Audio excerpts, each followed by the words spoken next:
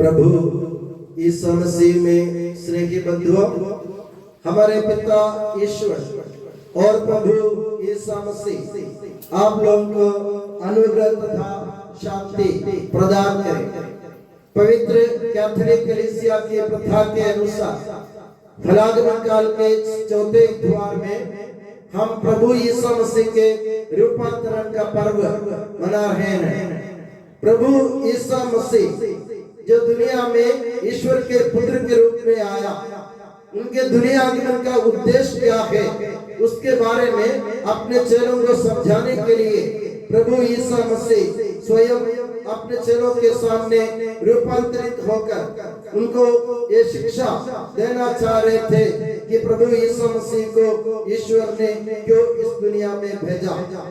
आज के सुसमाचार में आप लोगों ने सुना, 6 दिन बाद ईसा ने पेट्रोस, याकूब और उसके भाई योहन को लेकर एकांत में अपने साथ ले लिया और वो उन्हें ऊंचे पहाड़ में एकांत में ले चले।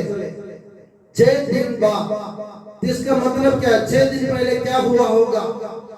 संत मत्ती के सुसमाचार के 16 आज 17वां अध्याय से हमने ये वाक्य सुना और संत मत्ती के 16वां अध्याय में हम देखते हैं प्रभु यीशु मसीह अपने चेलों से एक सवाल करते हैं कि मेरे बारे में लोग क्या कहते हैं कि मैं कौन हूँ। तो पेतरुस जो शिष्यों के नेता है, पेतरुस हिम्मत बटोर कर प्रभु यीशु मसीह से कहते हैं आप ईश्वर का पुत्र हैं, आप मसीह हैं। तो शिष्यों ने यीशु मसीह को ईश्वर के पुत्र के रूप में स्वीकार किया, उनको ऐसा देखा। उन्होंने सोचा होगा प्रभु यीशु मसीह जो ईश्वर का पुत्र है वो इस्राएल के राजा के रूप में राज्य करेगा और हम सब लोगों को उनके मंत्री बना देंगे। हम ईश्वर यीशु मसीह के साथ 12 वंशों के राज्य करेंगे। वे लोग ऐसा सोच रहे थे, मगर हुआ क्या? जब पेतरुस ने अपने विश्वास की घोषणा कर दी, उसके तुरंत बाद प्रभु यीशु मसीह ने स्पष्ट शब्दों में अपने शिष्यों को समझाया कि मेरे दुनिया आगमन का मतलब क्या है। प्रभु यीशु मसीह ने पहली बार भविष्यवाणी की अपने सहन, मरण और पुनरुत्थान के बारे में।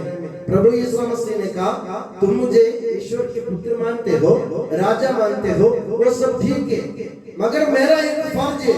प्रभु ईश्वर ने मुझे इसलिए इस दुनिया में भेजा है कि मैं इस दुनिया के लिए दुख भोगूं, मैं इस दुनिया के लिए पीड़ा सहन करूं और इस दुनिया के लिए मर जाऊं और 3 दिन बाद दुनिया को मुक्ति दिलाने के लिए, यानी संसार को ईश्वर के पास ले जाने के लिए, इस दुनिया के लोगों को ईश्वर से मिलवाने के लिए मैं जी उठूंगा मृतकों में से।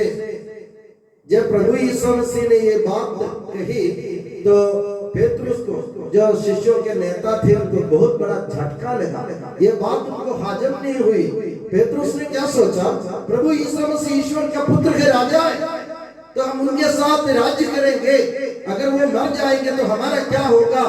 तो पेतरुस ने प्रभु यीशु मसीह को डांटा, कहा कि ये आपका कभी ना बीते, आप ऐसा काम ना करें, आप दूसरों के लिए क्यों मर रहे हैं, दुनिया के लिए आप क्यों दुख भोग रहे हैं, आपको मरने की कोई जरूरत नहीं है, ईश्वर ऐसा ना करे कि आपको दुख भोगना पड़े।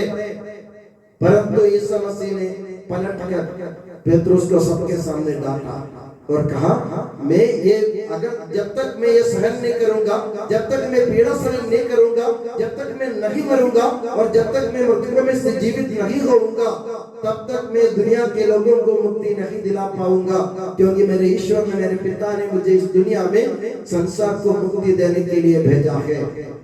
और प्रभु यीशु मसीह उन लोगों को गलतफहमी दूर करने के लिए 6 दिन तक उनको बराबर लगातार समझाया। इसलिए आज के वाचन में आपने सुना, 6 दिन बाद प्रभु यीशु मसीह ने उनके अपने शिष्यों को अपने साथ में ले लिया और एकांत पहाड़ पर ले चला। 6 दिन लगातार प्रभु ने अपने शिष्यों को, अपने चेलों को शिक्षा दी कि मैं कौन हूँ, कैसे हूँ, क्यों आया हूँ, मेरे आने का मतलब क्या है। उन्होंने उनको स्पष्ट शब्दों में समझा, तुम्हारी गलतफहमी दूर करो, मैं दुनिया में शासन करने के लिए नहीं आया हूँ, दुनिया की दृष्टि से मैं ईश्वर, मैं राजा नहीं हूँ। दुनिया भले ही मुझे राजा के रूप में देखे, मगर मैं दुनिया का राजा नहीं हूँ। मेरा राज्य ईश्वर का राज्य है जिसमें तुमको ले जाना है। इसलिए प्रभु यीशु मसीह ने उनको 6 दिन समझाया।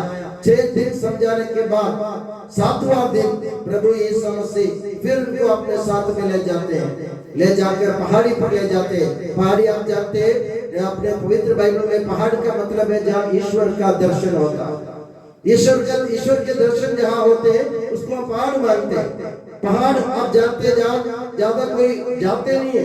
पहाड़ एकांत प्रदेश है, वहाँ कोई ज्यादा नहीं है, निर्जन प्रदेश होता है। तो उस पहाड़ी पर प्रभु उनको ले चले और प्रभु ने अपना असली स्वरूप दिखाए उनको। जिससे जैसे हिंदू धर्म में कहते हैं कृष्ण भगवान ने अर्जुन को अपने विश्व रूप दिखाए। तो प्रभु यीशु मसीह ने अपने विश्व रूप दिखाते हुए कहा, तुम सोच रहे हो कि मैं मर जाऊंगा, मुझे पीड़ा सहन करना होगा, तुम इसलिए दुखी हो, मगर दुखी मत हो। प्रभु ने अपना विश्व रूप दिखाते हुए कहा, मैं पीड़ा सहन करूंगा, मैं मरूंगा और उसके बाद मैं जी उठूंगा और ईश्वर के राज्य में विराजमान होऊंगा, पिता ईश्वर के दाहिनी ओर। और आज के सुसमाचार में आपने देखा प्रभु यीशु मसीह के मुखमंडल सूर्य की तरह दमक उठा और एलियस और मूसा और एलियस दोनों उनके सामने प्रकट हुए। मूसा और एलियस दोनों एक प्रतीक है, एक चिन्ह है, एक संकेत है। पुराने विधान में मूसा कौन था?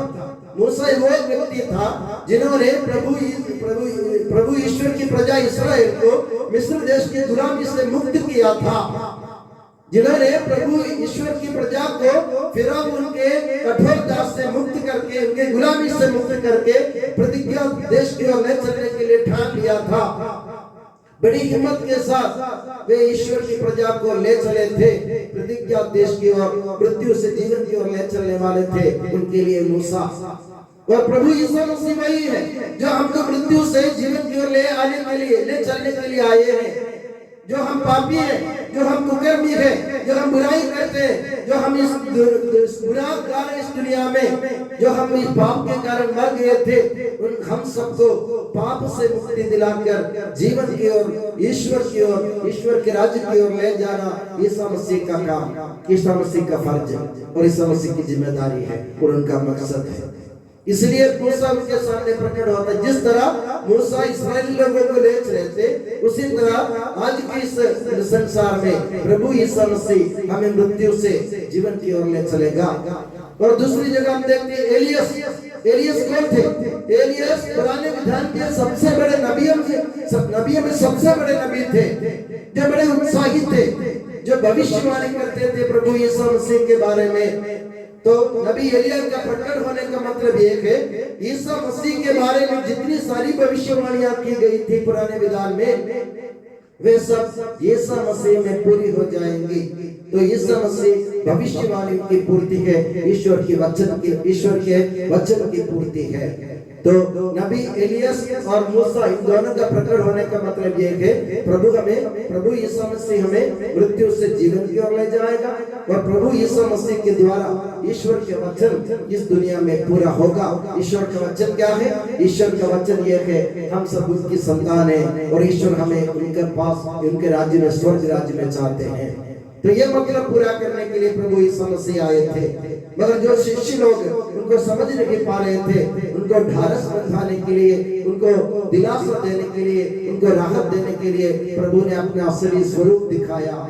मैं ये हूँ, मरने के बावजूद भी, पीड़ा सहन करने के बावजूद भी, मैं मर जाने के बावजूद भी मैं जी उठूंगा और ईश्वर के राज्य में विराजमान होऊंगा। तब तुम लोग भी मेरे साथ होंगे।